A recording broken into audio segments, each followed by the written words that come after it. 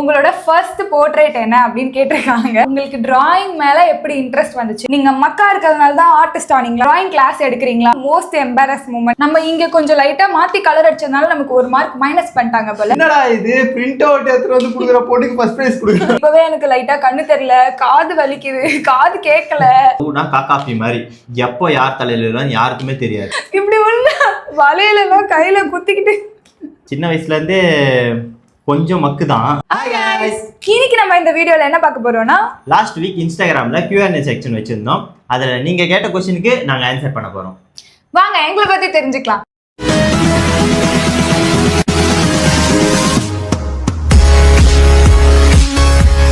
நமக்கு வந்து first question என்ன பார்த்தீங்கன்னா, உங்களோட ஃபர்ஸ்ட் போர்ட்ரேட் என்ன அப்படின்னு கேட்டிருக்காங்க.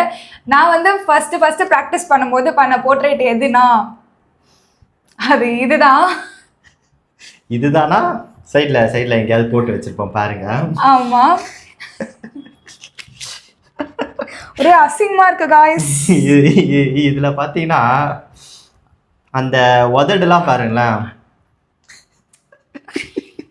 ஏதோ கரப்பாம்பூச்சி கவுத்துச்சாவே. இது யாருன்னு ஃபர்ஸ்ட் நீங்க முதல்ல கண்டுபிடிங்க. கண்டுபிடிச்சினா கீழே கமெண்ட் பண்ணுங்க. கண்டிப்பா கமெண்ட் பண்ணுங்க. அது யாருன்னு தெரியற அளவுக்கு தான் நான் வரைஞ்சிருக்கேன். ஹேர்லாம் என்னடி பண்ணி வச்சிருக்க? அது வந்து டார்க்கர் டோன், லைட்டர் டோன்லாம் கொடுத்துருக்கேன் நான். அமேசிங்கா இருக்கு. எப்படி இருக்குன்னு நீங்க கமெண்ட் பண்ணுங்க. என்னோட ஃபர்ஸ்ட் போர்ட்ரேட்டை பார்த்து நீங்க என்ன நினைக்கிறீங்கன்னு கமெண்ட் பண்ணுங்க. அதுக்கப்புறம் என்னோட கரண்ட் ஒர்க் எல்லாம் பார்க்கணும்னா இன்ஸ்டாகிராம்ல போய் பாருங்க. எங்க இன்ஸ்டாகிராம் ஐடி கீழே மென்ஷன் பண்ணிருப்போம். சரிப்பா, இவ்வளவு பேசுறல, நீ ஒன்று காட்டு. வேற இதுதான் நம்ம ஃபர்ஸ்ட் பண்ண போர்ட்ரேட். ஆக்சுவலா அவருக்கே அது யாருன்னு தெரியல. அதனால மத்தவங்க யாரும் வந்து கேட்டக்கூடாது, யாரப்பா வரைஞ்சிருக்கேன்னு கேட்டக்கூடாதுன்னு கீழே எழுதி வச்சிருக்காரு. உங்களுக்கு தெரிஞ்சா இப்ப கமெண்ட் பண்ணுங்க. கீழே எழுதி வச்சிருக்கேன். இது பாத்தீங்கன்னா இது வந்து நான் வந்து 2016ல பண்ணது. இந்த போர்ட்ரேட் பண்ணி எப்படியும் ஒரு 10 இயர்ஸ் ஆயிடுச்சு. அடுத்த கொஸ்டின் நமக்கு என்ன வந்திருக்குன்னா, உங்களுக்கு டிராயிங் மேலே எப்படி இன்ட்ரெஸ்ட் வந்துச்சு அப்படின்னு கேட்டிருக்காங்க. எனக்கு வந்து சின்ன வயசுலேருந்து டிராயிங் பண்ணுறது ரொம்ப ரொம்ப ரொம்ப ரொம்ப பிடிக்கும். நான் எதை பார்த்தாலுமே டிராயிங் பண்ணுவேன்.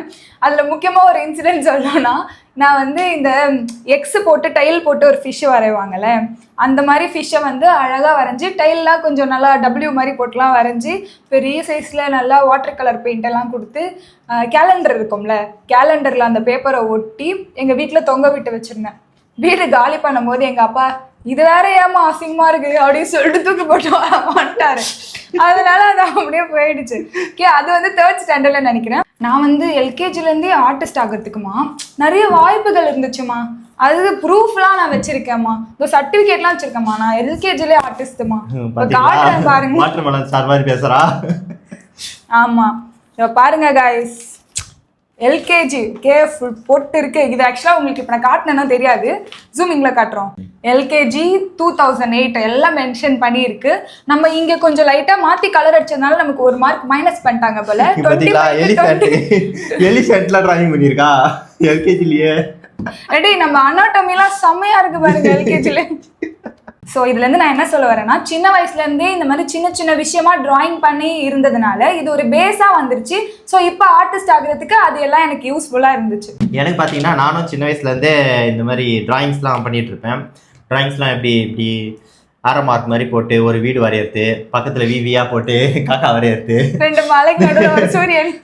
சின்ன வயசுல அதெல்லாம் தான் பண்ணிட்டு இருந்தேன். அதுக்கப்புறம் 6th படிக்கும் போதுலேருந்து பார்த்தீங்கன்னா இந்த பென்டென் கார்ட்ஸ்லாம் வரும்ல, விளையாடுவாங்கல்ல பென்டென் கார்ட்ஸு, அதில் வர பென்டென் கார்ட்ஸில் இருக்க கேரக்டர்ஸ் எல்லாத்தையுமே வந்து டிராயிங் பண்ணிட்டு இருப்பேன்.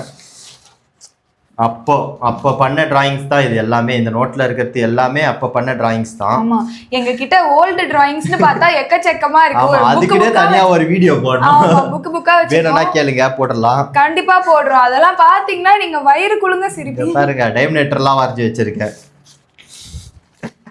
இதெல்லாம் பார்த்துட்டு ஒரு மேம், அந்த மேம் வந்து என்னன்னா சயின்ஸ் கிளாஸ்ல வந்து ஹார்ட் வரையணும்னு சொல்லிட்டு சொல்லியிருந்தாங்க. அதாவது யார் வந்து ஹார்ட் வரைகிறாங்களோ அவங்களுக்கு ஒரு கிஃப்ட் தருவாங்க. ஓகேவா? அதுதான் ஃபர்ஸ்ட் காம்படிஷன் மாதிரி. நானும் வரைஞ்சிட்டேன். நான் வரைஞ்சிட்டு ஃபுல்லாக கலர்லாம் கொடுத்துட்டேன். இன்னொரு பொண்ணு வந்து பிரிண்ட் அவுட் எடுத்துகிட்டு வந்து அந்த பிரிண்ட் அவுட் மேலேயே கலர் வச்சு எடுத்துன்னு வந்து குத்துருச்சு. அதுல பார்த்தா எனக்கு செகண்ட் ப்ரைஸ் கொடுத்துட்டாங்க அந்த மேம். அந்த மேம் கூட தெரியல அது பிரிண்ட் அவுட்டுன்னு. இப்போ அந்த மேம் வந்து எனக்கு செகண்ட் ப்ரைஸ் கொடுத்தாங்கல்ல, அந்த மேமை தான் நான் வந்து பழி வாங்கணும்னு சொல்லிட்டு தான் நான் வந்து டிராயிங் நிறைய பண்ண ஆரம்பிச்சேன். எப்படியாவது என்னடா இது பிரிண்ட் அவுட் எடுத்துட்டு வந்து கொடுக்குற பொண்ணுக்கு ஃபர்ஸ்ட் ப்ரைஸ் கொடுக்குறேன்.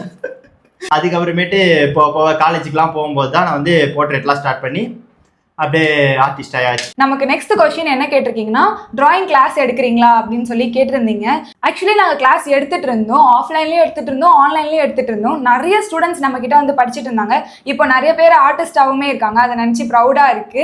இப்போ நாங்கள் எதுக்கு கிளாஸ் எடுக்கிறது இல்லைன்னு பார்த்தீங்கன்னா, லாஸ்ட் 2 இயர்ஸாக பார்த்தீங்கன்னா நிறைய ஆர்டர்ஸ் வர ஆரம்பிச்சிச்சு. எங்களால் ரெண்டுமே மேனேஜ் பண்ண முடியல. ஸோ வந்து ஏதாவது குவாலிட்டியாக கொடுக்கணும். நம்ம இப்போ ஒரு கிளாஸ் கொடுக்குறோன்னா கிளாஸை வந்து குவாலிட்டியாக கொடுக்கணும். நம்ம மேனேஜ் பண்ண முடியாமல் ஏன்னா தானே கிளாஸ் எடுக்கக்கூடாதுன்னு சொல்லிட்டு தான் நாங்கள் வந்து ஸ்டாப் பண்ணிட்டோம். ஆனால் பிளான் இருக்குது, இதுக்கு அப்புறமேட்டு கிளாஸ் எடுக்கிற பிளான் இருக்குது. நாங்கள் எடுக்கும்போது கண்டிப்பாக இன்ஃபார்ம் பண்ணுறோம், வந்து ஜாயின் பண்ணிக்கோங்க. நமக்கு வந்து அடுத்த கொஸ்டின் என்னன்னு பார்த்தீங்கன்னா, நீங்கள் எப்போவுமே டிராயிங் பண்ணிகிட்டே இருக்கீங்களே, உங்களுக்கு கை வலிக்காதான்னு சொல்லிட்டு ஒருத்தர் கேட்டிருக்காரு. நமக்கு பிடிச்ச வேலையை நம்ம பண்ணால் நமக்கு எந்த பெயினுமே இருக்காது. எல்லா வேலையும் லவ் பண்ணி பண்ணுங்க. அப்படி தானே சொல்வேன்னு நினச்சிங்க.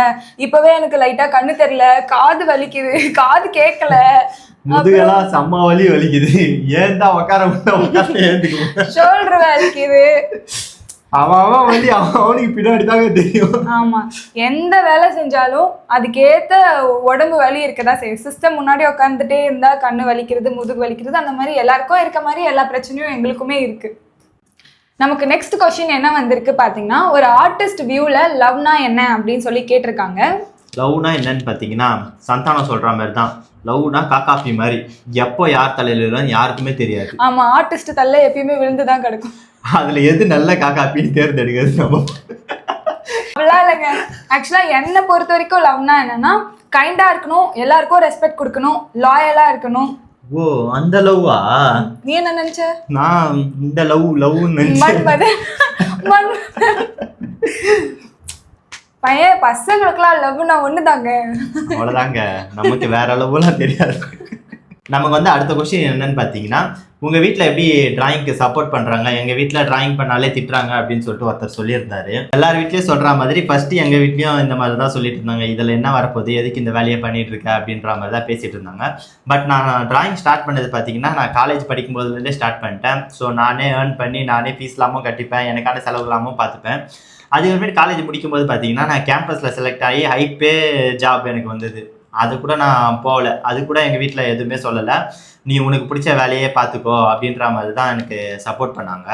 எனக்கு வந்து எப்படின்னா, டிராயிங்க்கு மட்டும் இல்லை, எங்கள் அம்மா வந்து எல்லாத்துக்குமே சப்போர்ட் பண்ணிட்டே இருந்தாங்க. ஸ்டார்டிங்லேருந்து நான் வந்து டான்ஸு, படிக்கிறது, இந்த மாதிரி டிராயிங் எதுவாக இருந்தாலும் எனக்கு என்ன பிடிச்சிருக்கோ அதை என் அம்மா சப்போர்ட் பண்ணிகிட்டே இருந்தாங்க. எங்கள் அம்மா இல்லைன்னா கண்டிப்பாக இதெல்லாம் என்னால் பண்ணியிருக்கவே முடியாது. அவங்க எப்பயுமே எனக்கு ஒரு பேக் போன். அடுத்து என்ன கொஸ்டின் கேட்டிருக்காங்கன்னா, மோஸ்ட் எம்பாரஸ் மூமெண்ட் கேட்டிருக்காங்க. இப்போ ஒரு வீடியோ போடுறேன், அதை பார்த்துட்டு வாங்க. மேடம் பெரிய டான்ஸரோட வீடியோ பார்ப்பீங்க நீங்க இப்போ.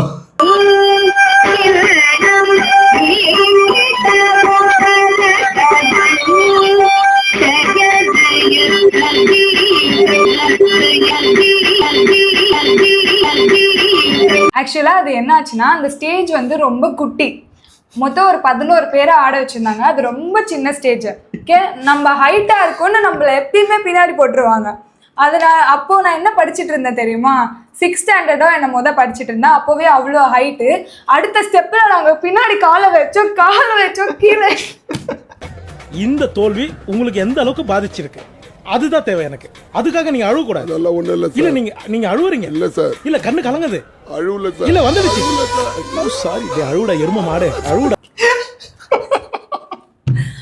காலை வச்சா ஸ்டேஜ் இல்ல, காலை கீழே தரையில போய் தான் வச்சோம். இப்படி ஒண்ணு வலையில எல்லாம் கையில குத்திக்கிட்டு ஊரே பாத்துச்சுங்க. அது வந்து கோயில் திருவிழா, எங்க ஏரியால இருக்க எல்லாம் உலகமே பார்க்க போகுது பேரு. ஐயோ, அந்த வீடியோ எப்ப பார்த்தாலும் சிரிக்கும். எனக்கு என்ன ஆச்சுன்னு பார்த்தீங்கன்னா, இது மோஸ்ட் ஆஃப் த பாய்ஸுக்கு நடந்திருக்கும். காலேஜ் படிக்கும்போது ஒரு யூடியூப் சேனல் ஓப்பன் பண்ணோம். நான் சிரிக்கல. என் ஃப்ரெண்ட்ஸ் எல்லாம் சேர்ந்து ஒரு யூடியூப் சேனல் ஓப்பன் பண்ணோம்.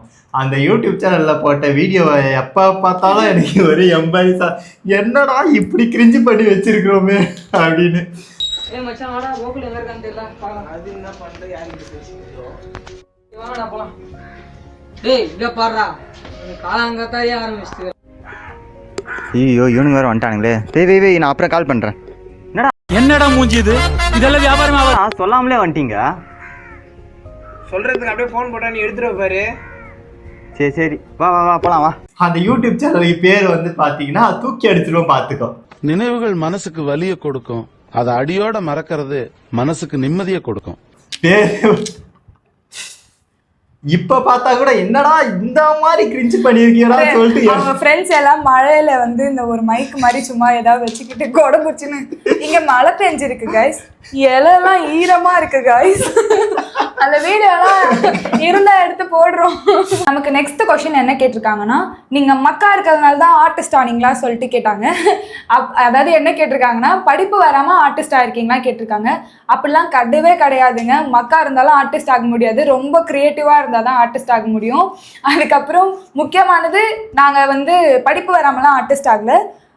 நான் வந்து ஸ்கூல்லையும் சரி காலேஜ்லேயும் சரி டாப்பராக தான் இருந்திருக்கேன். என்னோட ரிப்போர்ட் கார்டெல்லாம் சைடில் அட்டாச் பண்ணுறேன். நான் எப்பயுமே மெரிட்ல பாஸ் ஆனாங்க, மெரிட்ல பாஸ் ஆகிட்டு மெரிட்ல சீட் வாங்கினாங்க காலேஜ். ஆமாம், நான் ஃபீஸே கட்டாமல் தான் காலேஜ் படித்தேன். ஸோ மக்கு பசங்கள்லாம் இல்லை, நல்லாவே படிப்போம், ரொம்ப இன்டெலிஜென்ட்டும் கூட. நான் வந்து பார்த்தீங்கன்னா சின்ன வயசுலேருந்தே கொஞ்சம் மக்கு தான். சின்ன வயசுலேருந்தே படிக்க மாட்டேன். அதாவது எனக்கு வந்து என்னன்னா, இந்த மாதிரி படித்ததை அப்படியே வந்து எழுதணும், மனப்பாடம் பண்ணி எழுதணுன்றது எனக்கு வந்து கான்செப்டே எனக்கு ஒன்றும் பிடிக்காது.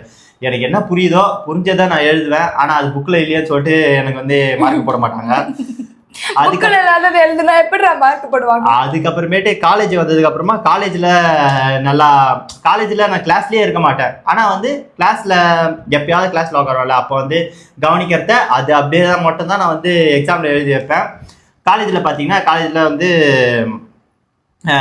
University rank holder. இவன் ஒரு டிகிரிலாம் படிக்கலங்க, 3 டிகிரி படிச்சிருக்கான். 3த்துலயுமே வந்து 95 above பர்சன்டேஜ் வாங்கியிருக்கான். பையன் பெரிய படிப்புங்க. அது மட்டும் இல்லாம எனக்கு வந்து இது கேம்பஸ்ல ஐபே ஜாபே கிடைச்சிது. ஸோ வந்து அதெல்லாம் போகாம நான் வந்து ஆர்டிஸ்டா இருக்கேன். ஸோ எனக்கு பிடிச்சிருக்கு இந்த வேலை. நீங்க ஒரு தத்தியா இருக்கீங்கன்னு நினைச்சோம், ஆனா இப்படி ஒரு புத்திசாலியா இருப்பீங்கன்னு நினைச்சே பார்க்கல. ரொம்ப நன்றி. நெக்ஸ்ட் கொஸ்டின் என்ன கேட்டிருக்காங்க பாத்தீங்கன்னா, உங்களை எப்படி காண்டாக்ட் பண்றதுன்னு கேட்டிருக்காங்க. எப்படி நாம சொல்லிடுவோம் என்னன்னு பார்த்தீங்கன்னா, இங்கே கீழே வந்து எங்களோட இன்ஸ்டாகிராம் ஐடி வந்து மென்ஷன் பண்ணுறோம். அது மட்டும் இல்லாமல் டிஸ்கிரிப்ஷன்லேயும் எங்கள் இன்ஸ்டாகிராம் ஐடியும் மெயில் ஐடியும் வந்து மென்ஷன் பண்ணுறோம். அதில் வந்து நீங்கள் காண்டாக்ட் பண்ணிக்கலாம், நாங்கள் ரிப்ளை பண்ணுவோம். ஆமாம், எங்களுக்கு நிறைய மெசேஜ் வந்து பண்ணியிருந்தீங்க இந்த மாதிரி கொஷின்ஸ் எல்லாம். இதில் வந்து மோஸ்ட்டாக கேட்ட கொஷின்ஸை நாங்கள் செலக்ட் பண்ணி அதுக்கு ஆன்சர் சொல்லியிருக்கோம். உங்களுக்கு இன்னும் ஏதாவது எங்களை பற்றி தெரிஞ்சுக்கணுன்னா நீங்கள் வந்து கீழே கமெண்ட் பண்ணுங்கள். அதுக்கப்புறம் அந்த கொஷின்ஸில் நாங்கள் விட்ட கொஷினோ கீழே நீங்கள் கமெண்ட் பண்ணதோ சேர்த்து பார்ட் 2 நாங்கள் உங்களுக்கு ஒரு வீடியோ போடுறோம். நெக்ஸ்ட் வீடியோவில் பார்க்கலாம். டாடா.